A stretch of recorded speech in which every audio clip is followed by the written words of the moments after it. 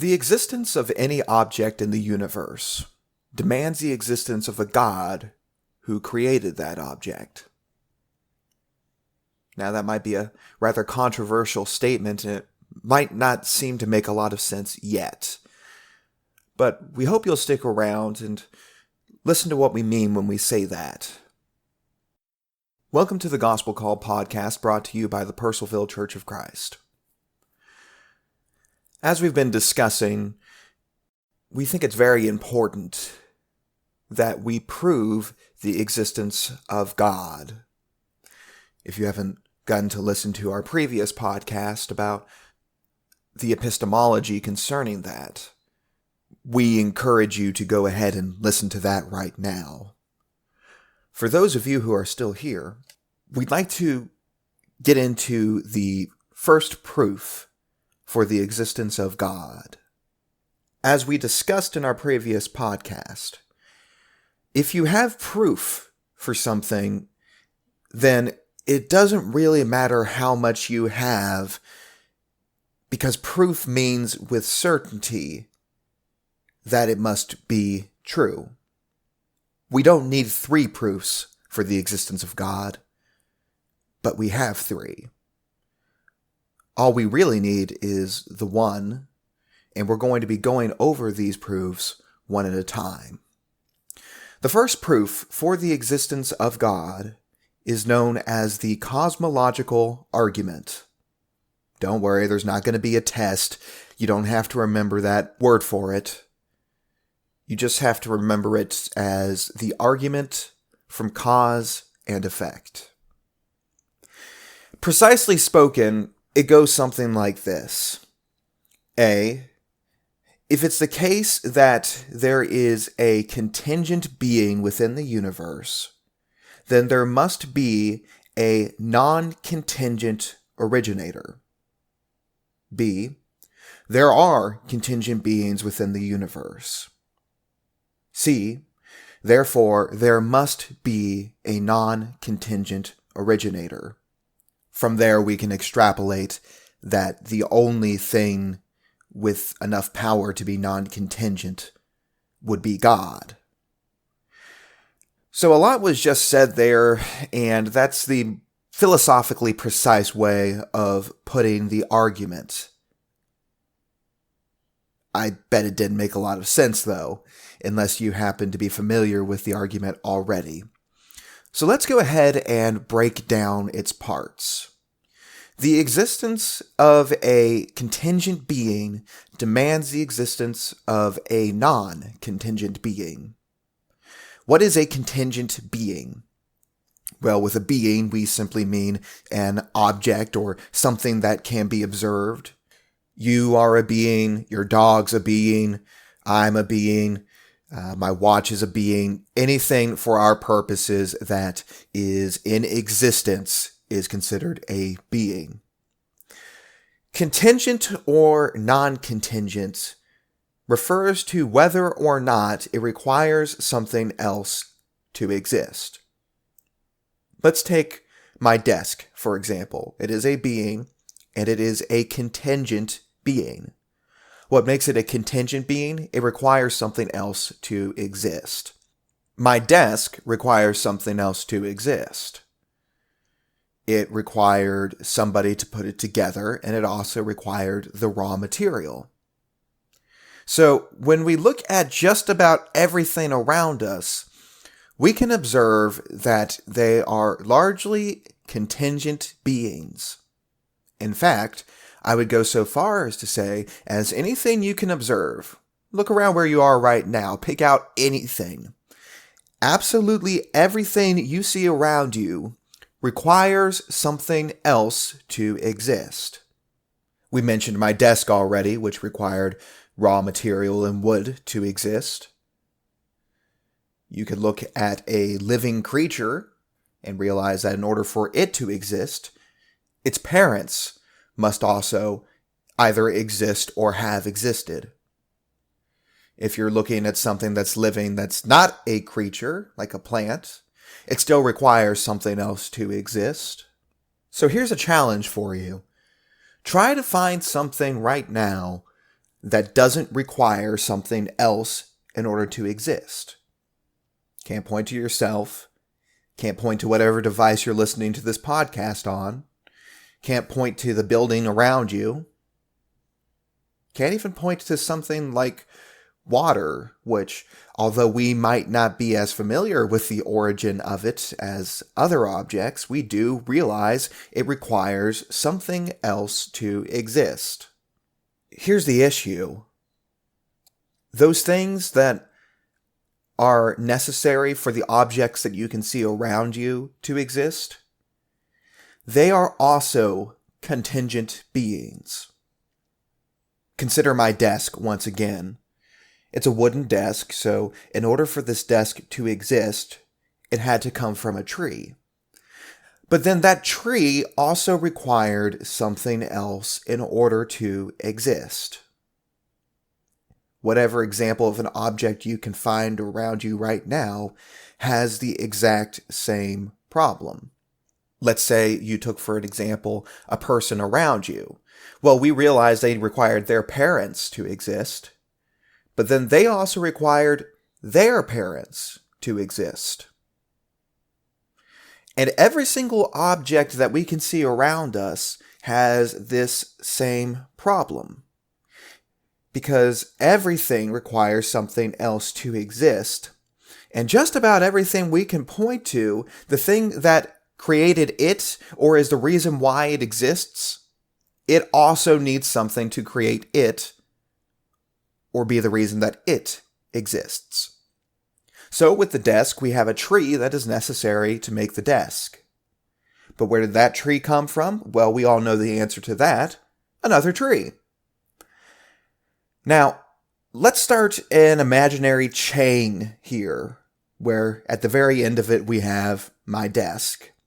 And our next link in the chain is a tree, and the next link after that is another tree. We all know that following this link for a while is going to be a little boring because it's just going to be tree, tree, tree, tree, tree, tree, tree. So let's skip out a few. And let's ask this question. Where did the first tree come from? The first tree that we know is somewhere at the end of this long chain that we have built for ourselves. This is where you're going to get some deviations in answers. But for sake of argument, let's take the Darwinistic worldview's answer to that.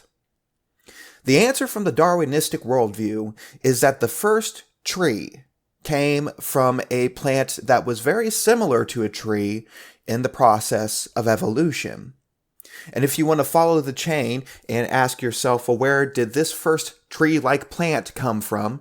The answer is it came from a plant that was a little bit less like a tree. And you keep following the chain and you say, okay, where did the first plant come from? Well, it came from some life form that was a lot like a plant, and once again, through the process of evolution, it slowly changed into a plant over generations, over millions of years. All right. Where did that first plant-like object come from? Well, it came from another plant-like object, but less so like a plant. Where did that come from? Came from another living organism of some sort. So we continue following the chain, and we eventually come to an end of this life chain, which is, all right, where did the first life form come from? Well, it came from highly complex minerals in what we call primordial soup. There are a few different theories about this, by the way. You might also hear something along the lines of, well, it piggybacked off crystals. We're just going to accept that for the time being. There are some issues with those theories, of course, but we're going to put a bookmark there and just continue on this and keep following our chain, even though there might be some problems with origin here. Let's keep following our chain of contingency. All right, where did the minerals and rocks come from? Well, they came from space dust, which over time would form together and make rocks and larger objects through gravity and even planets, and so they can have all sorts of origins. All right. Where did the space dust come from? Where did the rocks come from? Well, they came as a result of the Big Bang. Once again, this is from a Darwinistic worldview. We're not going to get too much into the problems right now of said theories. But let's just keep following our chain for now. All right, where did the Big Bang come from? Well, it came from a small sphere that was incredibly dense. All right, where did the sphere come from? This is where the Darwinistic worldview takes a whole lot of different turns, and you can't seem to get a clear answer about where this sphere came from. And there are all sorts of different theories you may hear about it. But they all have one thing in common. They still don't solve the problem of existence, because no matter what answer that you give to where did this sphere come from, the next question can always logically follow. Well, where did that come from? And if there's an answer for it, the next question naturally is going to be, well, where did that come from? And you can never get away from this problem. Because sooner or later, you're going to come up with an origin for things, but as we've already pointed out, you cannot observe any object around you that is non-contingent. That is, it doesn't require anything else to exist. We know that things just don't pop out of nowhere. That would break the laws of physics as we know it. Everything requires something else to exist. So how do we break this chain? The only logical answer is that there is a non-contingent being at the end of the chain, something that didn't require something else to create it, something that was above the laws of nature, and the only thing that fits into that position is God. Now, you might be thinking to yourself, okay, well, doesn't God have the same problem as the rest of the universe? Who created God? When we look at God, though, it's important that we understand the difference between contingent and non-contingent. The law of contingency, that is, that something requires something else in order to exist, is a physical, natural law. And God is not a physical, natural being. The laws of nature do not apply to God. Now, we might have trouble understanding this, and it's difficult for us to wrap our heads around the idea that God doesn't require something else in order to have him exist, simply because we've never experienced anything like that, because everything that we've experienced has been within the natural world. But we cannot place our natural limitations upon the supernatural. Because we can see that there are contingent beings around us, it demands that there had to be a God at the end of the chain in order to create them. There can be no natural explanation for the existence of anything. The only explanation for our existence and the existence of our world around us is that there must be a God as originator. In the future, we're going to look at how he created the world. We're going to talk about some problems with Darwinistic theory, which is what we were assuming as we were going down our chain. But for now, that's going to wrap up our discussion about the first argument for the existence of God. We're not going to be completely done with it. We're going to come back to criticism of that argument. It's not a brand new argument. The ancient Greeks were making the same one.